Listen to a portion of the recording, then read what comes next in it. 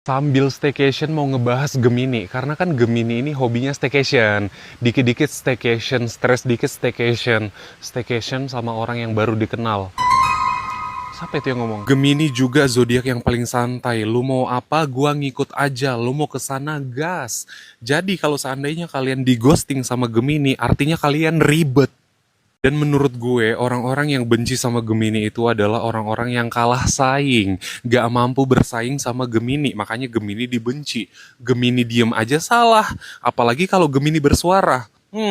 Kalah saing kan kalian, gak sampai lecet. Banyak orang-orang yang baper sama Gemini katanya karena Gemini terlalu friendly. Kalian jatuh cinta sama orang yang friendly. Friendly doang bisa bikin kalian cinta. On.